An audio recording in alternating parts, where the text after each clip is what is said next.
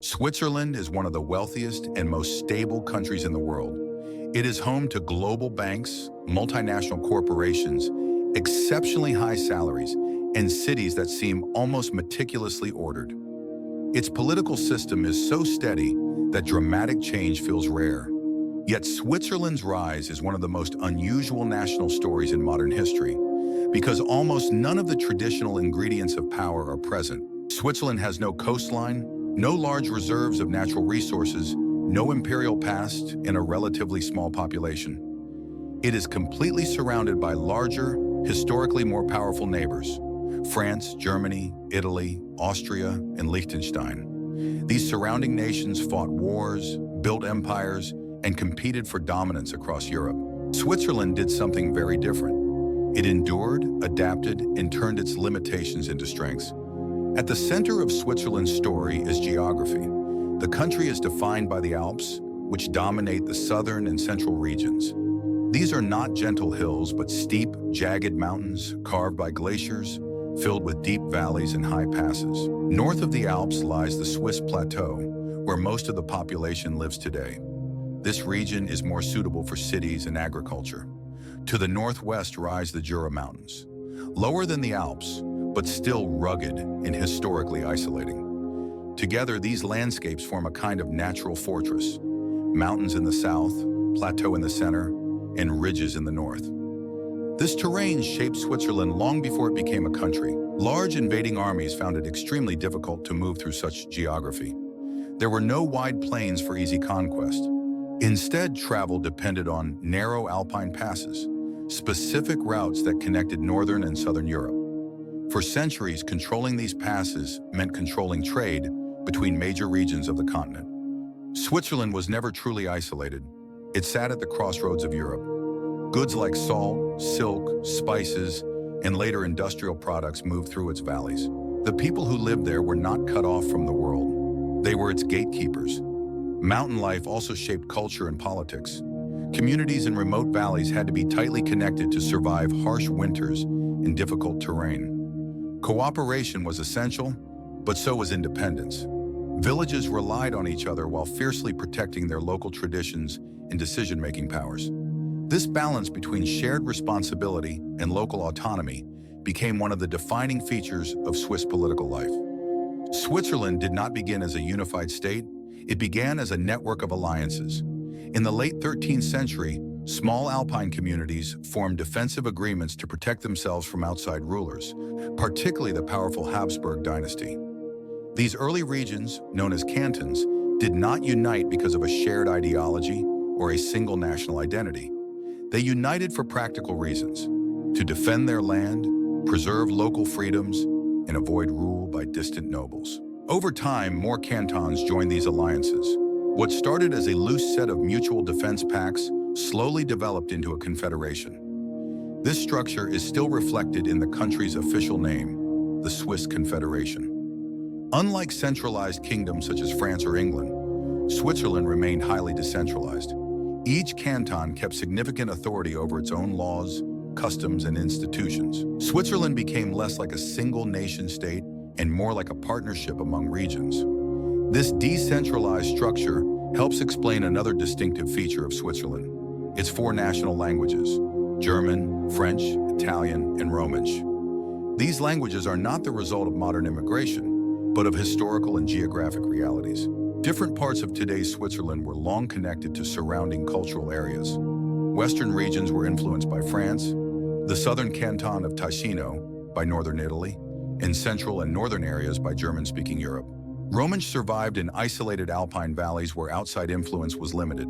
Instead of imposing one national language, Switzerland built a system that allowed multiple linguistic communities to coexist within a single political framework. Unity was not based on sameness, but on cooperation. Switzerland's position in the middle of Europe meant it was constantly surrounded by larger powers. During the late Middle Ages, Swiss soldiers earned a reputation as skilled fighters and were often hired as mercenaries abroad. The Swiss Guard at the Vatican is a surviving reminder of that era. Yet within their own territory, the Swiss focused increasingly on defense rather than expansion.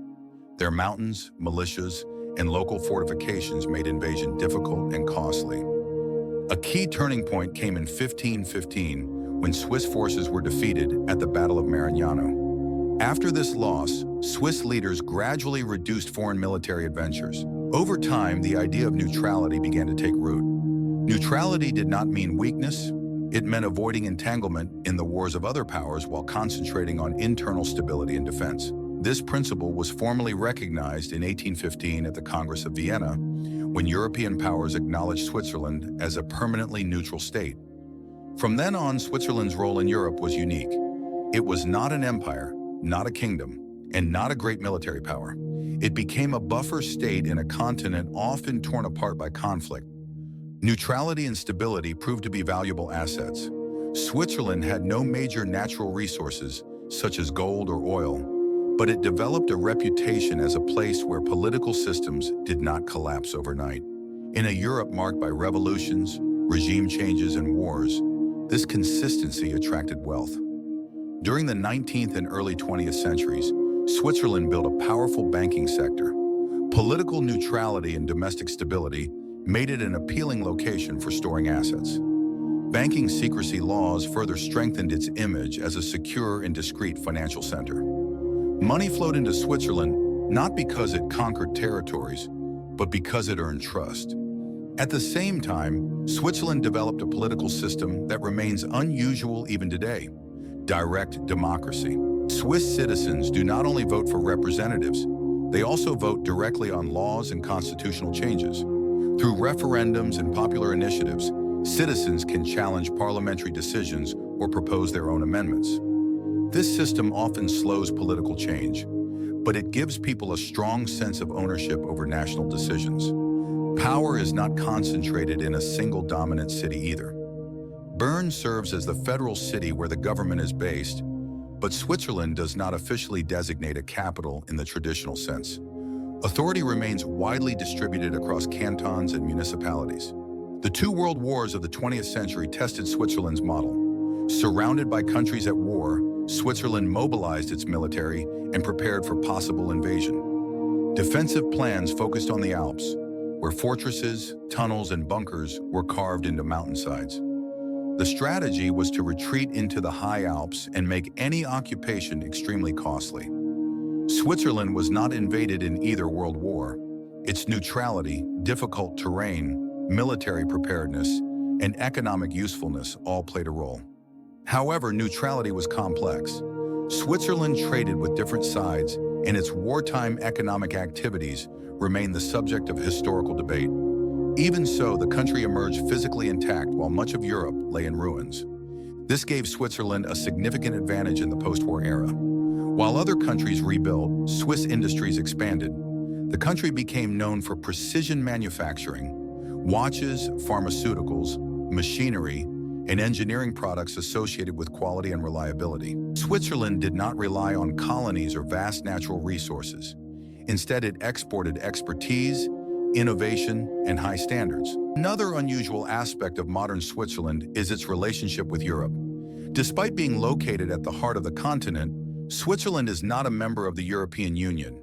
Instead, it maintains a network of agreements that allow close economic cooperation and freedom of movement while preserving political independence. Swiss voters have repeatedly chosen this path, preferring integration without full membership. The pattern reflects a broader theme in Swiss history: cooperation without surrendering local control. Switzerland's internal diversity is also visible along its borders. Cultural and linguistic lines often cross political ones. The Italian-speaking canton of Ticino feels culturally close to Milan. French-speaking Geneva looks toward France. German-speaking regions in the north are economically linked to Germany. Yet these areas remain part of the same country because Switzerland's system is designed to accommodate differences rather than eliminate them. The country is not held together by a single language, religion, or ethnicity. It is held together by shared rules, negotiated compromises, and a commitment to coexistence. Today, Switzerland faces modern challenges, including immigration, global economic pressures, debates about financial transparency, and questions about how neutrality fits into a changing geopolitical landscape. Nevertheless, the foundations built over centuries remain strong.